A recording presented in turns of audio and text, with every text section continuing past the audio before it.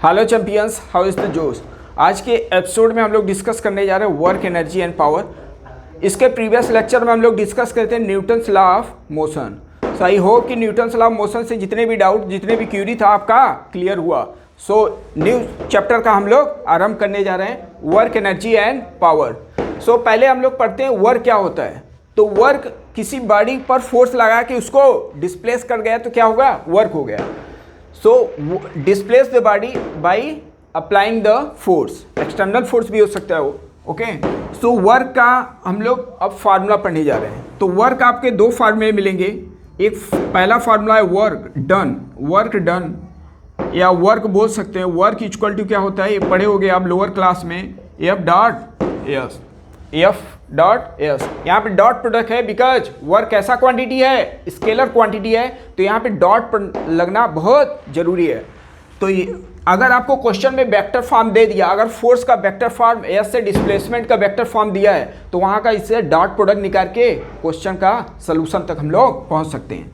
अब ये फार्मूला कब यूज करेंगे, जब फोर्स आपका कांस्टेंट हो। एक कब फार्मूला यूज करेंगे, जब फोर्स कैसा हो, कांस्टेंट हो। ओके, जब फोर्स कांस्टेंट है तो वहां पे डायरेक्ट हम लोग क्या लिखेंगे, एफ डॉट एस।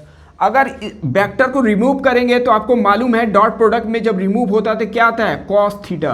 क्या आता है, कॉस थीटा। और थीटा किसके बीच का एंगल, जिसमें डॉट प्रोडक्ट लगा है। डॉट प्रोडक्ट किसमें लगा है, फोर्स एंड डिस्प्लेसमेंट। तो यहां से आप बोल सकते हो जो थीटा है वो किसके बीच का एंगल है, तो force and displacement, force and displacement. तो आपको बेसिकली फोर्स और डिस्प्लेसमेंट के बीच का ही एंगल को सर्च करना होता है। ओके, सो अब ये फार्मूला आपको तभी ये वैलिड है जब फोर्स क्या हो, कांस्टेंट हो। तो इसी कांस्टेंट बेस पे हम लोग कुछ क्वेश्चन को सॉल्व करते हैं। एक नॉर्मल क्वेश्चन हम लोग लेते हैं, ऐसा कुछ दिया है। एक कोई ब्लॉक है 4 kg का है, ब्लॉक क्या है, 4 kg का है, और इस पर जो फोर्स लगा है वो लगा है आपका 50 न्यूटन। क्या लगा है, 50 न्यूटन। ये जो एंगल दिया है, ये जो एंगल आपको दिया है वो वर्टिकल से एंगल दिया 37। ओके, वर्टिकल से जो एंगल दिया है वो कितना है, 37। तो अब डिस्प्लेसमेंट जो होगा इस क्वेश्चन में, डिस्प्लेसमेंट बोल रहा है कि डिस्प्लेसमेंट, अच्छा इसका म्यू का वैल्यू भी दे दिया है क्वेश्चन में। म्यू का वैल्यू है 0.2 दिया है। 0.1 लेते हैं, ऐसा करते हैं 0.1, म्यू का वैल्यू 0.1 दे दी। एक ही क्वेश्चन ऐसा ले रहा हूं सो दैट कि काफ़ी क्वेश्चन का एसोसिएशन हो, काफ़ी उसमें कंसेप्ट जुड़ा हो। अब इसमें काफ़ी क्वेश्चन हम लोग क्वेश्चन का सलूशन निकालेंगे इसमें, दैट्स वाई ऐसा क्वेश्चन लिया हूं जिसमें अप्लाइड फोर्स भी है, फ्रिक्शन फोर्स भी है।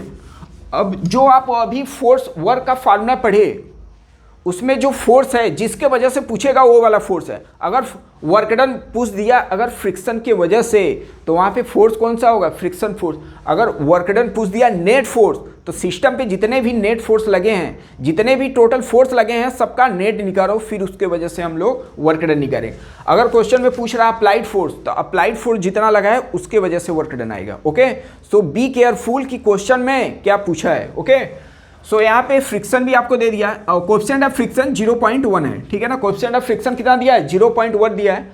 और ये सब क्वेश्चन में दे दिया है डेटा कि जो फोर्स लगा है वर्टिकल से कितने एंगल पर, 37 डिग्री पर। तो जो डिस्प्लेसमेंट होगा वो हॉरिजॉन्टल होगा, डिस्प्लेसमेंट जो होगा हॉरिजॉन्टल होगा। तो क्वेश्चन में क्या क्या पूछा है, पहले फाइंड में पहला क्वेश्चन ये पूछ रहा है work done by applied force in 2 second. कितने सेकेंड में, in 2 second. Okay, so applied force पूछा है या जो आप एक्सटर्नल फोर्स लगाए। सेकेंड क्वेश्चन में पूछ रहा है work done by friction in 2 second. Third question में ये पूछ रहा है work done by net force. कौन सा force, net force in 2 second. Okay, so एक क्वेश्चन लेते हैं सो दैट कि अच्छा कंसेप्ट भी क्लियर हो जाए आपको, क्योंकि कम समय में हम लोग चाह रहे हैं कि कम समय में अधिक से अधिक क्वेश्चन कर लें। ओके, चलो आप सॉल्व करते हैं, बट एक बार आप पॉज करके क्वेश्चन को ट्राई करें। ओके, तो अगर इसका फ्री डायग्राम बनाएं, ओके, तो होगा क्या, इसमें नॉर्मल अपवर्ड लग रहा होगा, नॉर्मल अपवर्ड लगेगा, और इसका जो कंपोनेंट आएगा हॉरिजॉन्टल कंपोनेंट वो कितना होगा 15 साइन 37, और इसका वर्टिकल कंपोनेंट कितना आएगा 15 कॉस 37। ओके, इस ओके। अच्छा, इस ब्लॉक का टेंडेंसी किधर होगा, राइट में जाने का, तो फ्रिक्शन किधर अपोज लगेगा, लेफ्ट में। ओके, फ्रिक्शन किधर लगेगा, लेफ्ट में। अच्छा, और एक और फोर्स लग रहा है, कितना 4G ग्रेविटेशनल फोर्स। ओके, तो आपसे क्वेश्चन में क्या पूछ रहा है, पहला work done by the applied force, work done by applied force. अच्छा, जिधर डिस्प्लेसमेंट हुआ उसी के डायरेक्शन का हम लोग डिस्प्लेसमेंट लेंगे। या तो आप ये कर सकते हो कि फोर्स और डिस्प्लेसमेंट के बीच का एंगल देख लें, या तो आप ऐसा कर लो जिस डायरेक्शन में डिस्प्लेसमेंट हुआ उसी डायरेक्शन में फोर्स ले लो। ओके, सो दैट कि उनके बीच का एंगल 0 हो जाएगा, और 0 हो जाएगा तो डायरेक्ट फोर्स इनटू डिस्प्लेसमेंट कर देंगे। ओके, सो वही मेरा मकसद है। तो आपको 2 सेकेंड में निकालना, फार्मूला क्या है, फोर्स और डिस्प्लेसमेंट। इसका मतलब कि डिस्प्लेसमेंट तो आपको दिया नहीं, इसका मतलब ये निकला कि 2 सेकेंड में आपको डिस्प्लेसमेंट निकालना होगा। अब 2 सेकेंड में डिस्प्लेसमेंट निकालने के लिए यहाँ पे आपको एक्सेलरेशन निकालना पड़ेगा, बिकॉज यहाँ पे फोर्स लगा है, तो फोर्स से हम लोग एक्सेलरेशन निकालेंगे, फिर मोशन का इक्वेशन यूज करके वहाँ पर डिस्प्लेसमेंट निकाल लेंगे। ओके, सो अगर यहाँ पे पूछा जाए नेट फोर्स ए 15 साइन 37 का वैल्यू 3/5, तो 5 3 जा तो 9 न्यूटन आ गया। कितना आ गया, 9 न्यूटन। जो अप्लाइड फोर्स था उसका हॉरिजॉन्टल डायरेक्शन में कंपोनेंट कितना है, 9 न्यूटन आया। और इस फ्रिक्शन का अगर वैल्यू हम लोग निकालें फ्रिक्शन का, तो फार्मूला क्या है, म्यू इंटू एन। और एन कैसे निकालेंगे, एन यहाँ पे बी केयरफुल कि mg नहीं लिखेंगे, क्योंकि एक यहाँ पे भी जो फोर्स का वर्टिकल कंपोनेंट आएगा। तो अगर इसको हम लोग बैलेंस करें तो क्या लिख सकते हैं, n plus 15 cos 37 equal to किसके इक्वल हो जाएगा, 4G। किसके इक्वल, 4G। अब यहाँ पे अगर वैल्यू इसको सॉल्व करें तो 15 cos 37 4/5 equal to 4G। 4G का मतलब G का वैल्यू अगर 10 रखें तो 40 मिला, तो 5 3 जा ये 12 मिल गया, तो ये 40 माइनस 12 तो कितना मिल गया आपको, 28 मिल गया। ओके, सो ये हम लोग को मिल गया, नॉर्मल मिल गया। अब इसका वैल्यू इसमें पुट करते हैं। म्यू का वैल्यू आपको क्वेश्चन में दिया है 0.1, नॉर्मल कितना आ चुका है, नॉर्मल हम लोग का आ गया है मल्टीप्लाई 28 इज ओके। एक बार चेक कर ले, normal plus 15 this equal to 40, और ये 4/5 5 3 12, और ठीक है माइनस कर लिया 28 है। इसको मल्टीप्लाई किए तो 2.8 आ गया। फ्रिक्शन का वैल्यू कितना आ गया, 2.8, और अप्लाइड फोर्स कितना लगा है, 9 न्यूटन। अब हम लोग क्या यूज करेंगे, F net equal to M A, F net equal to M A. F net में बी केयरफुल, कौन सा फोर्स पहले लेंगे, मोशन के डायरेक्शन का। तो मोशन के डायरेक्शन का फोर्स है 9, और इसके अपोजिट में लग रहा है 2.8 इक्वल टू मास 4 एक्सेलरेशन। तो हम लोग को यहाँ पे एक्सेलरेशन क्या मिला, 7, तो ये मिल गया 6.2 अपान में 4। चेक करो, यही मिलेगा, चेक करें एक बार, 6.2 7, ठीक है, तो 6.2 इज ओके। ओके 6.2 अपान 2, तो इसको कैंसिल आउट करें, तो कैंसिल आउट करने पे क्या मिलेगा, 2 टाइम्स, और ये मिला 3.1, तो 3.1 अपान में 2, ये हम लोग को एक्सेलरेशन मिल गया है, इज ओके। अब एक्सेलरेशन जैसे मिला तो 2 सेकेंड में आप डिस्प्लेसमेंट निकाल सकते हो। क्वेश्चन को मैं इरेज कर रहा हूं। अब हम लोग को क्या निकालना है, डिस्प्लेसमेंट इन द 2 सेकेंड। तो मोशन का इक्वेशन यूज करते हैं, S equal to initial velocity, question में दे दिया है रेस्ट में है, तो initial velocity 0, half acceleration, motion का सेकेंड एक्सेलरेशन आपको दिया है 3.1 अपान में 2, टाइम कितना 2 का स्क्वायर, और ये कैंसिल आउट हो गया तो 3.1 मीटर आ गया, इतना मीटर। मतलब 2 सेकेंड में जो वाली बॉडी डिस्प्लेस करेगा वो कितना डिस्प्लेसमेंट होगा, 3.1 मीटर। अब सिंपल हो गया क्वेश्चन। हमसे क्या पूछा है, work done by applied force, उसको यहाँ पे मैं लिख रहा हूँ वर्क डन बाई कौन सा फोर्स, अप्लाइड फोर्स। तो अप्लाइड फोर्स लिखेंगे इनटू डिस्प्लेसमेंट, इनटू कितना लेंगे, डिस्प्लेसमेंट। अप्लाइड फोर्स इस डायरेक्शन में कितना है, 9 न्यूटन, कितना आया 9 न्यूटन, और डिस्प्लेसमेंट हम लोग को मिल चुका है कितना 3.1, मल्टीप्लाई किए तो कितना आ गया 27.9, इतना जूल। वर्क का यूनिट एमकेएस में जूल और सीजीएस में कितना अर्ग, और 1 जूल में कितने अर्ग 10⁻7, इसको नोट डाउन कर लेना आप। ओके, सो एक पार्ट का सोल्यूशन हम लोग का आ चुका है, work done by applied force. अब सेकेंड पार्ट में क्या पूछ रहा है, वर्क डन बाई फ्रिक्शन। तो वर्क में फार्मूले में जो फोर्स लेंगे वो कौन सा फोर्स होगा, फ्रिक्शन फोर्स। तो इसको भी आप सिमिलरली सॉल्व कर सकते हैं हम लोग। Second part work done by the friction in the 2 second. Displacement तो यही रहेगा, डिस्प्लेसमेंट हम लोग का 3.2 ही रहेगा। सो वर्क डन बाई अगर फ्रिक्शन लिखे तो फ्रिक्शन वाला फोर्स इनटू डिस्प्लेसमेंट कितने 2 सेकेंड में। तो फ्रिक्शन फोर्स हम लोग को मालूम है कितना है 2.8 इंटू डिस्प्लेसमेंट कितना आ गया 3.1। अच्छा, ये फोर्स और डिस्प्लेसमेंट के बीच का एंगल कितना है 180। हम लोग फार्मूले में क्या लिखते हैं, एफ एस कॉस थीटा होता है यहाँ पे। सो यहाँ पे लिख सकते हो कॉस 180 डिग्री, और कॉस 180 की वैल्यू माइनस, इसका मतलब निगेटिव में आएगा। Is okay.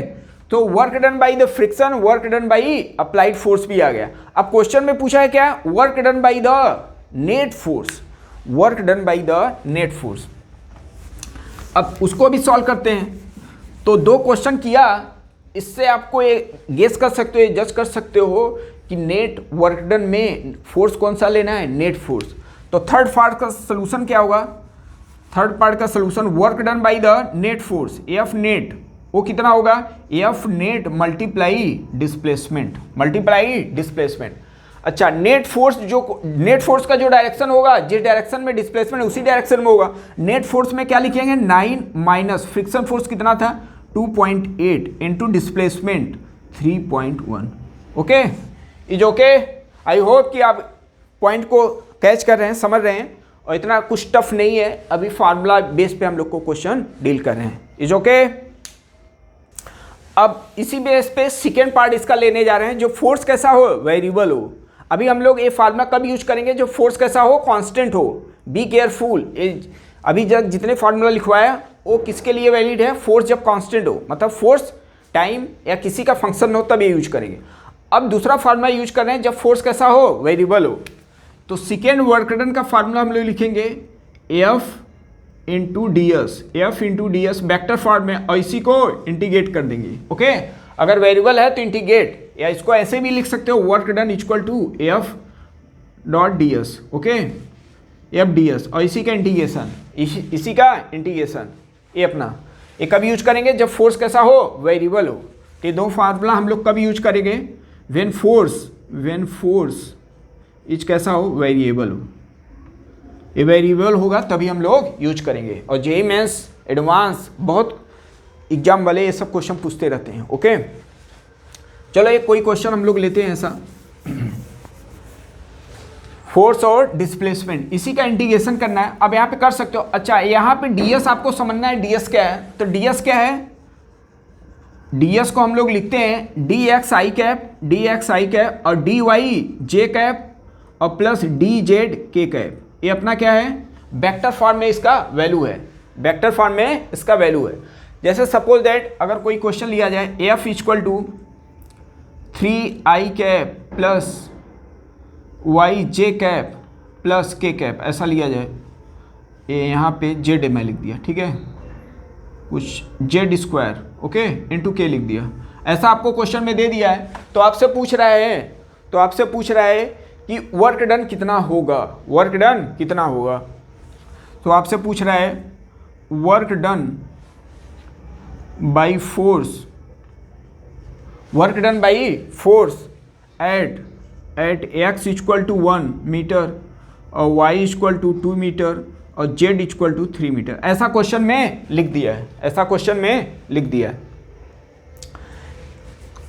या एट ऐसा लिख सकते हैं आप, फोर्स वर्क डन है वही force from 0 to 1 metre 2 metre and 3 metre, ऐसा क्वेश्चन में बोल दिया गया है। मतलब जो हम लोग बॉडी को डिस्प्लेस कर रहे हैं वो 0, 0 टू द 1,2,3 इतने से इतना डिस्प्लेस किया जाएगा तो वर्क डन इतना होगा। चलो इसको अगर सॉल्व करेंगे तो ये अब यहाँ पे चेक करते हैं क्या फार्मूला, कौन सा फार्मूला यूज होगा। तो यहाँ पे अगर फोर्स देखें तो फोर्स क्या हो रहा है, y का फंक्शन है, z का फंक्शन है। इट मीन्स क्या हुआ कि फोर्स वेरिएबल है, तो बी केयरफुल, कौन सा फार्मूला, दिस फार्मूला। तो यहाँ पे अगर वर्क डन हम लोग लिखें तो क्या होगा, इंटीग्रेशन एफ वेक्टर फॉर्म आपको दे दिया 3i cap plus Y J cap plus Z square के कैप और इसी का डॉट प्रोडक्ट, और ds ऑलरेडी आपको बताया गया है, ये फिक्स है, इसका वैल्यू इतना ही होगा। क्या लिखेंगे यहाँ पर, dx i cap plus dy j cap plus dz k cap. अब डॉट प्रोडक्ट तो आप पढ़े ही हो, i के कोएफिशिएंट के साथ मल्टीप्लाई करते हैं, तो इसका i के साथ कोएफिशिएंट का मल्टीप्लाई करेंगे तो क्या मिलेगा 3dx।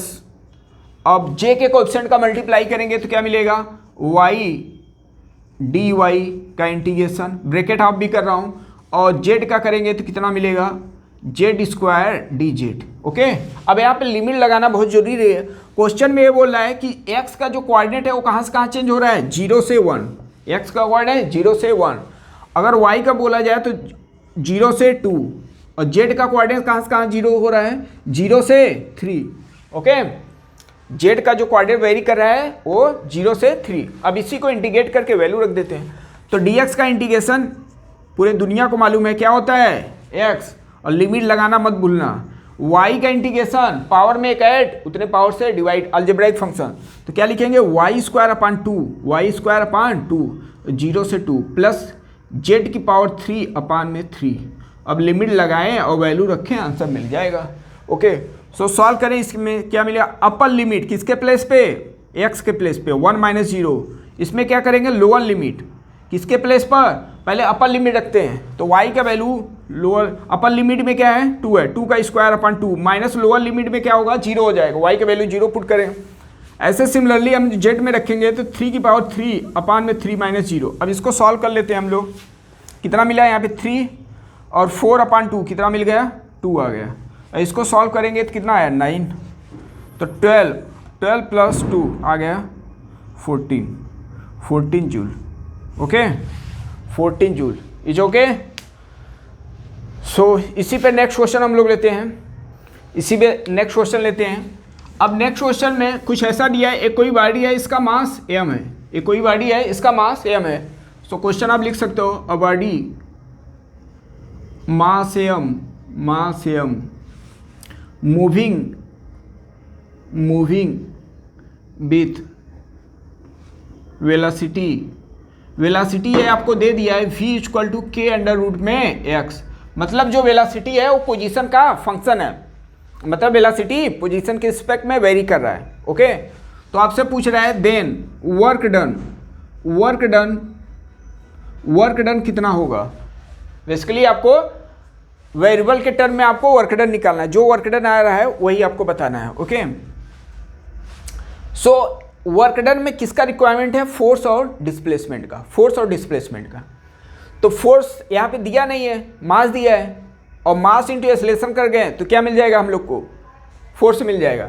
तो इसका मतलब इसको हम लोग टाइम के रिस्पेक्ट में डिफ्रेंशिएट करना पड़ेगा। ओके, तो मेरा मकसद है एक्सेलरेशन निकालते हैं, फिर एक्सेलरेशन निकाल के मास से मल्टीप्लाई फोर्स भी निकाल लेंगे, फिर डिस्प्लेसमेंट भी हम लोग को देखना पड़ेगा। ओके, इसको आगे अगर पढ़ेंगे, ठीक है, तो वर्क एनर्जी थ्योरम ये सब भी अप्लाई करके सॉल्व कर सकते हैं, बट उसको बिना पढ़े हुए अभी जो बेसिस कंसेप्ट है उसको हम लोग यूटिलाइज करते हैं। ओके, सो एक्सेलरेशन अगर निकालना हो तो क्या लिखेंगे, dv/dt, ये लिख सकते हैं, या आप एक फार्मूला और यूज कर सकते हो, v dv/dx, उससे भी, क्योंकि एक्सेलरेशन आप दो पढ़े हो, एक टाइम के रिस्पेक्ट में, एक पोजीशन के रिस्पेक्ट में। अगर पोजीशन के रिस्पेक्ट में लिखें तो क्या लिखें, v dv/dx, ये होगा। अब इसी को सॉल्व कर लेते हैं, v का वैल्यू k√x, और वेलोसिटी को x के रिस्पेक्ट में डिफ्रेंशिएट करेंगे तो क्या लिखेंगे, d/dx k√x, और k का मल्टीप्लाई k में तो k स्क्वायर हो गया, ये बाहर ही है, इसको इनसाइड में नहीं लेना है। ओके, तो अंडर रूट में क्या लिखेंगे x। अब अंडर रूट x का इंटीग्रेशन, अंडर रूट का मतलब पावर 1/2, तो पावर में एक ऐड, उतने पावर से डिवाइड, तो क्या मिला x की पावर 3/2, और इतने ही पावर से डिवाइड कर दिए। ओके, सो हम लोग को एक्सीलरेशन मिल गया, एक्सीलरेशन का वैल्यू कितना आ गया 2/3 के स्क्वायर, 2/3 के स्क्वायर। और यहाँ पे अगर चेक करेंगे तो x की पावर 1/2 है, तो 1/2 प्लस 3/2 तो 4/2, इट मीन्स क्या हो गया एक्स स्क्वायर हो गया। कितना हो गया एक्स स्क्वायर हो। 1 मिनट, हम लोग कुछ मिस्टेक कर गए यहाँ पर। एक्चुअली हम लोग को क्या करना है, डिफ्रेंशिएट करना है। हम लोग को क्या करना है, डिफ्रेंशिएट, के रूट में x है, मिस्टेक, डिफ्रेंशिएट कर रहे हैं। तो डिफ्रेंशिएट में क्या पढ़े हैं हम लोग, डिफ्रेंशिएट में क्या पढ़े हैं, पावर को कोएफिशिएंट, पावर में एक माइनस पढ़े हैं। तो पावर में यहाँ पे क्या है, रूट एक्स का मतलब पावर 1/2 है, तो 1/2 और पावर में एक माइनस किए, x की पावर 1/2, इसमें 1 माइनस करेंगे तो क्या मिलेगा, x की पावर -1/2, और इसको डिनोमिनेटर में लिखेंगे तो क्या होगा, रूट में x हो जाएगा। ओके, सो कितना मिल गया, k स्क्वायर अपान 2, के स्क्वायर अपान 2। और a अपने आप में क्या है, कांस्टेंट, a अपने आप में कांस्टेंट है। सो अगर कांस्टेंट है तो फोर्स हम लोग क्या लिख सकते हैं, फोर्स क्या होगा, मास इंटू एक्सीलरेशन। एक्सीलरेशन का वैल्यू हम लोग को निकल गया है, कितना है, के स्क्वायर अपान में 2। ये फोर्स हम लोग को मिल गया। ओके, फोर्स मिल गया। अब हम लोग को क्या लिखना है, हम लोग को लिखना है डिस्प्लेसमेंट। ओके, फोर्स मिल गया, वर्क डन के लिए क्या करते हैं, फोर्स इंटू डिस्प्लेसमेंट। अब हम लोग को निकालना है डिस्प्लेसमेंट कितना हुआ। ओके, सो डिस्प्लेसमेंट के लिए क्या करेंगे, यहाँ से वेलोसिटी दिया है, तो वेलोसिटी को हम लोग क्या लिख सकते हैं, वेलोसिटी को लिख सकते हैं dx अपान dt, dx अपान dt। उसका वैल्यू इसमें रखना, इसका वैल्यू हम लोग को रखना पड़ेगा, t के टर्म में बनेगा। So body move velocity v with the velocity v। तो work done in time t लिख सकते हैं, इन टाइम t टाइम में आपसे वर्क डन पूछ रहा है। चलो अब सॉल्व करते हैं इसको। अब मेरा मकसद क्या है, डिस्प्लेसमेंट, अगर डिस्प्लेसमेंट निकालें तो हम लोग का काम बन जाएगा। तो अब यहाँ पे मैं ले रहा हूँ, एक्सीलरेशन तो आ ही चुका है हम लोग का। अब वेलोसिटी को, इसका ले रहा हूँ, वेलोसिटी को क्या लिख सकते हैं, ds अपान dt, ds अपान dt, के रूट में x। अच्छा, x का फंक्शन है तो क्या लिखेंगे, dx, इज ओके। अब इसको x वाले टर्मों के एक साथ लिख लें, dx अपान में रूट x इक्वल टू क्या मिलेगा, के रूट के dt। अब बोथ साइड का इंटीग्रेशन, बोथ साइड का इंटीग्रेशन। जब टाइम t था तो उस समय बॉडी क्या था, रेस्ट में, ऐसे समझो, और टाइम t पर डिस्प्लेसमेंट इसका हो गया है x। अब इसको इंटीग्रेट करेंगे तो कितना बनेगा, इसको ऐसे लिख लेते हैं 0 to x रूट x की पावर -1/2 इंटू dx, इधर कितना आएगा, k इंटू टी आ गया, k इंटू टी आ गया। अब इसको डिफ्रेंशिएट करें, इंटीग्रेट कर रहे हैं तो इंटीग्रेट में क्या करते हैं, पावर में एक ऐड, उतने पावर से डिवाइड, तो पावर में एक ऐड करेंगे तो कितना आएगा, x की पावर 1/2 आएगा, और 1/2 से डिवाइड तो 2 मल्टीप्लाई में आ गया। ओके, और लिमिट लगाएंगे तो यही मिलेगा, और इंटू के इंटू टी हो गया, सही है। तो x रूट x का वैल्यू क्या आ गया, के टी अपान में 2, के टी अपान 2। ओके, तो यहाँ से x का वैल्यू क्या निकाल सकते हैं हम लोग, स्क्वायर कर दे तो x इक्वल टू क्या मिलेगा, के स्क्वायर टी स्क्वायर अपान में 4, अपान में क्या मिल गया, 4। अब डिस्प्लेसमेंट मिल गया, अब इसमें रख देंगे तो वर्क डन मिल जाएगा। तो वर्क डन हम लोग क्या लिखेंगे, work done equal to M K square upon में 2 इंटू डिस्प्लेसमेंट मिल गया, के स्क्वायर टी स्क्वायर अपान में 4। Okay, is okay.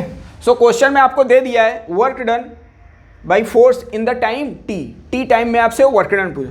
तो इस क्वेश्चन को आप देख सकते हैं, समझ सकते हैं, बिकॉज ये क्वेश्चन ऐसा था, कंसेप्चुअल था, इसलिए मैं इस क्वेश्चन को लिया। ओके, नेक्स्ट क्वेश्चन लेते हैं कुछ। एक कोई बॉडी दिया है, इसका मास दे दिया 4 kg, इसका मास कितना दिया 4 kg, और इसमें क्या दिया है आपसे क्वेश्चन में, एक्सीलरेशन और डिस्प्लेसमेंट का ग्राफ दिया है, एक्सीलरेशन और डिस्प्लेसमेंट का ग्राफ दिया है, ये ऐसा कुछ है। इधर अपना डिस्प्लेसमेंट जो है वो मीटर में है, डिस्प्लेसमेंट जो है वो मीटर में, और इधर आपको एक्सीलरेशन दे चुका है, इधर एक्सीलरेशन, और इस पे एक्सीलरेशन कितना है 2, एक्सीलरेशन जो है वो मीटर पर सेकेंड स्क्वायर में, और यहाँ पे एक्सीलरेशन कितना दिया है 2, और ये है आपका 4 मीटर, और ये है 6 मीटर। ओके, सो क्वेश्चन में आपसे पूछ रहा है 0 से 6 मीटर में, 0 से 6 मीटर में इस ब्लॉक को डिस्प्लेस करने के लिए कितना वर्क डन करना पड़ेगा। तो आपसे पूछ रहा है work done to displace block of mass इसका मास कितना दिया है 4 kg from x equal to 0 to 6 metre. Okay, 0 से 6 मीटर में डिस्प्लेस करने के लिए कितना वर्क डन करना पड़ेगा। सो वर्क डन का हम लोग को फॉर्मूला मतलब फोर्स और मल्टीप्लाई डिस्प्लेसमेंट। इस एक्सीलरेशन में अगर फोर्स से मल्टीप्लाई कर दिए तो हम लोग इस एक्सीलरेशन में अगर मास से मल्टीप्लाई कर दिए तो क्या मिल गया फोर्स। अब फोर्स इंटू डिस्प्लेसमेंट का एरिया ही हम लोग को क्या देगा work done. Force into displacement का एरिया हम लोग को क्या देगा वर्क डन। तो यहां से आप बोल सकते हो जो वर्क डन होगा वो area under FS graph. FS graph मतलब फोर्स और डिस्प्लेसमेंट का ग्राफ। तो इसका अगर area under the FS graph ये क्या देगा आपको वर्क डन देगा। तो वर्क डन क्या लिखेंगे फोर्स को क्या लिखना है मास इंटू एक्सीलरेशन। तो मास कितना दिया फोर्स, तो यहाँ पे लिखेंगे एरिया ऑफ, अब क्या मल्टीप्लाई में क्या लिखेंगे ऐसा लिख दो इसको मास इंटू मल्टीप्लाई में क्या लिखेंगे एरिया ऑफ एएस ग्राफ का मतलब एक्सीलरेशन और डिस्प्लेसमेंट, क्योंकि मास से मल्टीप्लाई कर चुके हैं तो मास 4 दिया है, इसका एरिया निकालते हैं। तो एरिया एक ऐसा बन रहा है ट्रेपजियम, और ट्रेपजियम का एरिया क्या होता है 1/2 सम ऑफ पैरेलल साइड। तो sum of parallel side A parallel अपना, तो क्या बन गया 6 और प्लस ए वाला कितना है 4, और इनके बीच का सेपरेशन पैरेलल साइड के बीच का सेपरेशन तो कितना आ रहा है 2 गया काम से। तो कितना मिल गया 10 × 4 कितना आ गया 40। 10 × 4 हो गया कितना 40। आई होप कि आपको ये समझ में आ गया। सो ग्राफ से रिलेटेड हर टाइप के क्वेश्चन लिया जा रहा है सो दैट कि आप हर तरफ से आप क्वेश्चन को एनालिटिकली समझते रहें। ओके, चलो नेक्स्ट क्वेश्चन लेते हैं। कुछ ऐसा कोई एक अरेंजमेंट दिया है पुली का, 3 पुली ऐसे लगे हैं और इस पुली को हम लोग कनेक्ट किए हैं एक ब्लॉक से। इस पुली को हम लोग कनेक्ट किए हैं किससे ब्लॉक से। ओके, ऐसा कुछ अरेंजमेंट दिया। ओके, ऐसा कुछ अरेंजमेंट है। और यहाँ पे कोई एक मैन है। क्वेश्चन को आप फील करें कंसेप्चुअली, जितने भी क्वेश्चन लिए जा रहे हैं सब कंसेप्चुअली हैं। ये जो स्ट्रिंग है इसको मैन क्या कर रहा है इसको पुल कर रहा है। ओके, इसको पुल कर रहा है, ग्रेजुअली पुल कर रहा है। इसमें ऐसा काइनेटिक वेलोसिटी इतना नहीं है, स्लोली इसको पुल कर रहा है। ओके, ये जो ब्लॉक है सपोज दैट 4 kg का है। कितने का है 4 kg का। सो क्वेश्चन में ये पूछ रहा है इस ब्लॉक को 1 मीटर लिफ्ट करने के लिए इस मैन को कितना वर्क डन करना पड़ेगा। Okay, so work done required to pull the block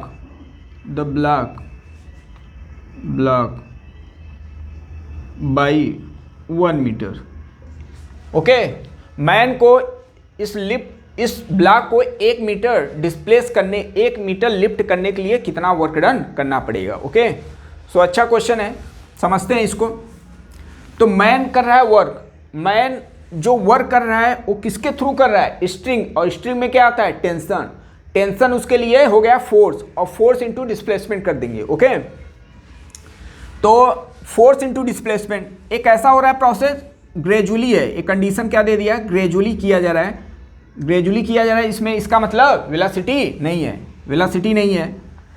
so इस केस में आप ये बोल सकते हो कि ये इक्विलिब्रियम में है, जस्ट लाइक स्लोली कर रहा है। तो इस केस में नेट फोर्स क्या होगा 0। इसका मतलब जो अपवर्ड में फोर्स लगा हो वही डाउनवर्ड। इस पर कितना नेट फोर्स लग रहा है डाउनवर्ड में 4G, और स्ट्रिंग में है टेंशन T। एक ही स्ट्रिंग है तो जितने सब में टेंशन क्या होगा TT। तो ऊपर की तरफ टेंशन टोटल कितना लग गया इस ब्लॉक पर, इस ब्लॉक पे टोटल टेंशन कितना लग गया 2T 4T और एक 5T। ओके, और जो मैंने यहाँ पे पुल कर रहा है उसको T से पुल कर रहा है। ओके, अब क्वेश्चन में ये बोल दिया कि ये कितना डिस्प्लेस किया 1 मीटर। तो आप कंस्टेंट थ्योरी में पढ़ चुके हो tension displacement, tension acceleration, tension velocity का मल्टीपल कांस्टेंट। तो अब देखते हैं मैन कितना डिस्प्लेस किया। अच्छा ये भी लिख सकते हैं, इस पर कितना डाउनवर्ड्स में फोर्स लग रहा है 4g, तो 5t किसके इक्वल हो गया 4g के इक्वल, तो t का वैल्यू कितना आएगा 4g/5, 4g/5। ओके, तो मैन जो फोर्स लगा रहा है, मैन के द्वारा जो फोर्स होगा वो टेंशन इंटू क्या होगा डिस्प्लेसमेंट, क्योंकि जो फोर्स लगा रहा है वो स्ट्रिंग में लगा रहा है, स्ट्रिंग में क्या आता है टेंशन, तो टेंशन हम लोग को मालूम हो गया कितना है 4g/5। अब निकालना है मुझे डिस्प्लेसमेंट, बी केयरफुल। अब इसका डिस्प्लेसमेंट कितना होगा, बिकॉज ये ब्लॉक डिस्प्लेस किया है और मैन के द्वारा वर्क डन पूछ रहा है, work done required to pull the block by 1 metre. तो ये जो पुल कर रहा है वो मैन पुल कर रहा है, तो बेसिकली आपसे मैन से ही पूछ रहा है कितना फोर्स हो। तो आपको ऐसे समझना है कि टेंशन और डिस्प्लेसमेंट का 5t मल्टीप्लाई इसका डिस्प्लेसमेंट है 1, और जो मैन पे लगा रहा है फोर्स वो कितना है टेंशन, और इसका लेट कर लिया डिस्प्लेसमेंट कितना है x, तो टी कैंसिल आउट। इसका मतलब मैन जो डिस्प्लेस करेगा उस स्ट्रिंग को 5 मीटर। बहुत इंपॉर्टेंट क्वेश्चन है, इसमें स्टूडेंट क्या करते हैं टेंशन मल्टीप्लाई 1 कर दिया, गलत हो जाएगा, बिकॉज ये मैन इसको पुल कर रहा है, तो इसको पुल करने में ये ब्लॉक 1 मीटर पुल किया है, ओके, अपवर्ड किया है। सो यहाँ पे कांस्टेंट थ्योरी यूज किया है, तो मैन देखे जो स्ट्रिंग को पुल कर रहा है वो कितना 1 मीटर नहीं 5 मीटर। इसका मतलब वर्क डन में जो यहाँ पे डिस्प्लेसमेंट होगा वो कितना होगा 5, तो 4 कैंसिल आउट, क्या मिल गया आपको 4g। ओके, क्या मिल गया 4g।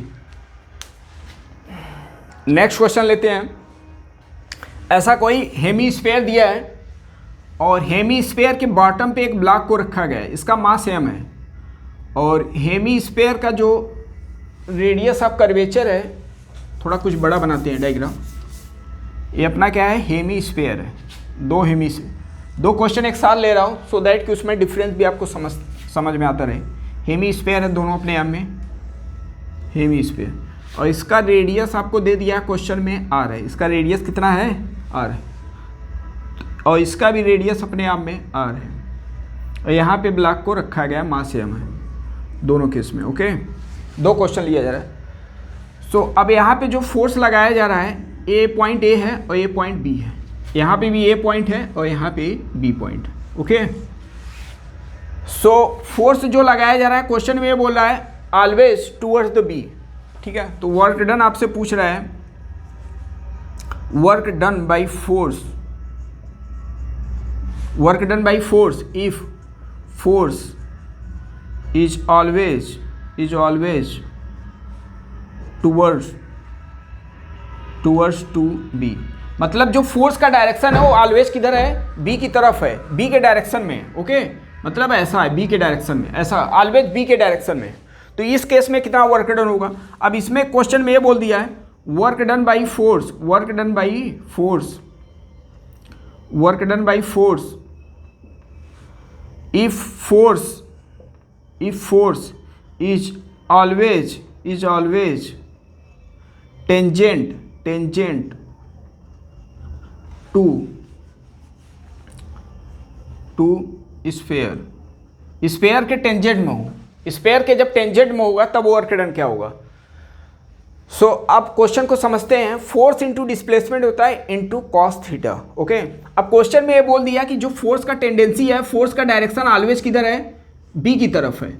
इसका मतलब क्या हुआ, आपसे बोल रहा हूँ जिस डायरेक्शन में डिस्प्लेसमेंट है, जिस डायरेक्शन में फोर्स लगा उसी डायरेक्शन का डिस्प्लेसमेंट लो और वर्क डन निकालते हैं। तो फोर्स का डायरेक्शन किधर है ए से बी की तरफ, अब इसी के डायरेक्शन का डिस्प्लेसमेंट निकालते हैं, वर्क डन आ जाएगा।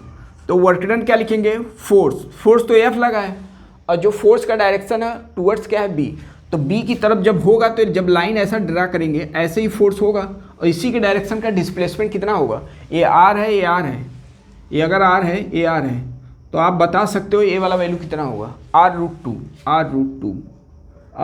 होगा, r√2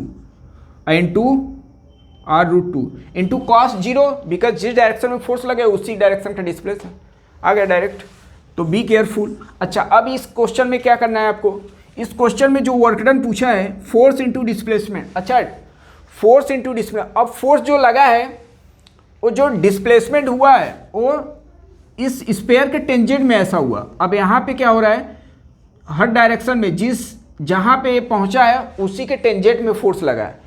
इसका मतलब उसी के एलॉन्ग आपको डिस्प्लेसमेंट लेना है, जैसे इसमें किए थे। ओके, अब जो डिस्प्लेसमेंट हम लोग लेंगे वो कितना लेंगे, ए वाला, ए आपका सरकमफ्रेंस वाला सर्कल। तो ये कितना होगा, टोटल कितना होता है अपना, टोटल 2 पाई आर, तो उसका 4 पार्ट कर दो, तो 2 पाई आर अपान में क्या कर दिया 4, तो क्या आ गया 4 इंटू पाई आर अपान में 2। ओके, इसका हम लोग क्या निकाल लिए, ए वाला डिस्टेंस निकाल लिए, बिकॉज उसी डायरेक्शन में फोर्स भी लगा है, जिस डायरेक्शन में ये डिस्प्लेसमेंट हुआ, तो ये टेंजेंशियल हुआ है, तो उसका सर्कमफ्रेंस कितना हो जाएगा, पाई आर अपान 2। ओके, सो आज के इस वर्क एनर्जी पावर के लेक्चर में आज हम लोग थोड़ा इंट्रोडक्शन या फोर्स से रिलेटेड एक बेसिस क्वेश्चन किए। ओके, सो नेक्स्ट लेक्चर में और रिमेनिंग क्वेश्चन को डिस्कस किया जाएगा। तब तक के लिए जय हिंद, जय भारत।